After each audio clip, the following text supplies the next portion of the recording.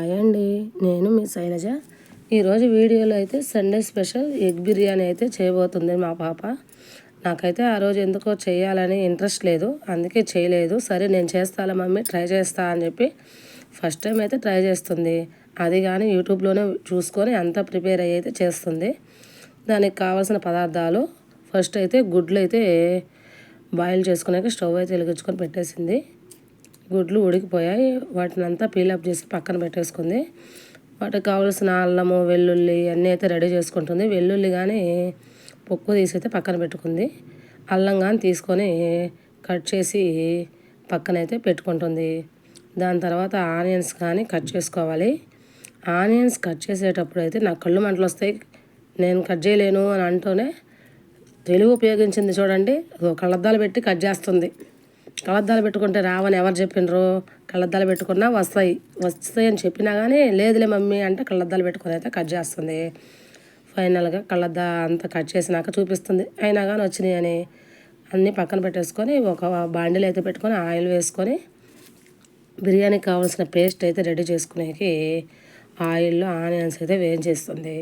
Onions తర్వాత వెల్లుల్లి అల్లము అన్నీ బాగా వేగాక 2 టమోటాలను కానీ తీసుకొని వేయించుతుంది. కాజు కానీ అయితే వేసుకున్నాం ఫ్రెండ్స్, మేమైతే టేస్ట్ కోసం. అది పూర్తిగా ఆప్షనల్, మీరు కావాలంటే వేసుకోండి, లేదంటే స్కిప్ చేయొచ్చు.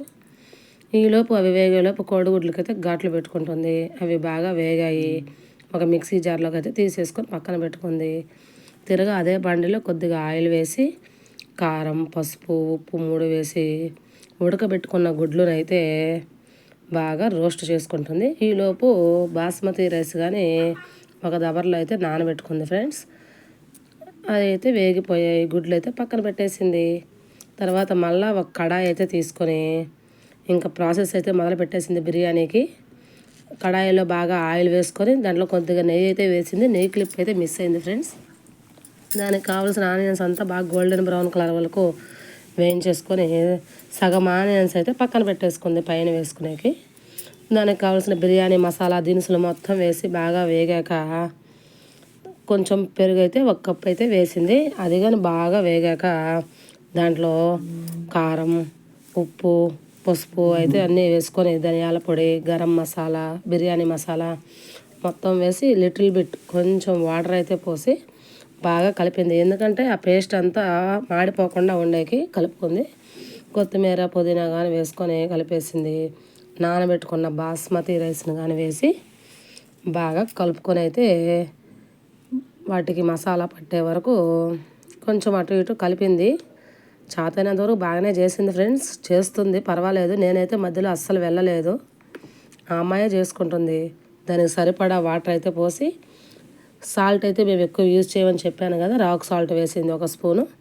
మళ్ళీ కొత్తిమీర పుదీనా పైన అయితే వేసి వేయించి పక్కన పెట్టుకున్న ఆనియన్స్ కానీ పక్కనైతే వేసి పెట్టుకొని దానిపైన వేసుకొని క్లోజ్ అయితే చేసేసింది ఫ్రెండ్స్. కొంచెం టేస్ట్ కోసం కారము తగ్గుతుంది. రైస్ బాగా పొడి పొడిగా రావాలంటే నిమ్మకాయ పిండుకుంటే పొడి పొడిగా వస్తుంది ఫ్రెండ్స్. ఇది ఒక చిట్కా. టేస్ట్ కానీ చాలా బాగుంటుంది కొంచెం నిమ్మరసం వేసుకుంటే. అది కొంచెంగా దగ్గరగా పడ్డాక ఒక్కసారి అయితే కిందది పైకి కింద కలిపెట్టుకొని మూత అయితే పెట్టేసింది.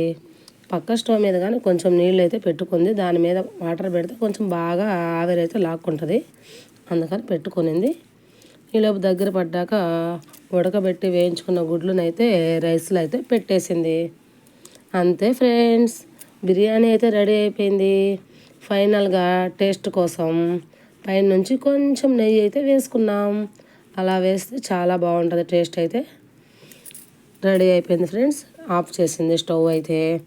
మేమైతే కొంచెం సేపు ఆగి మాట్లాడుకొని తర్వాత తినచ్చని పక్కన పెట్టమన్నాను. ఆ బిర్యానీ చేస్తూనే మధ్యలో ఐస్ క్రీమ్ తినింది. ఏమేం కావాలో అన్ని పనులు అయితే చేసింది. ఇట్లా చేస్తారు మీ ఇంట్లో కానీ పిల్లలు ఇలాగే చేస్తారా? కానీ ఎలాగైతేనేం చేసింది. సక్సెస్ఫుల్గా ఎగ్ బిర్యానీ అయితే చేసింది ఫ్రెండ్స్. చాలా టేస్ట్ అయితే చాలా బాగా వచ్చింది. నేను కానీ ఎప్పుడు ఈ విధంగా చేయలేదు. Please like and subscribe friends.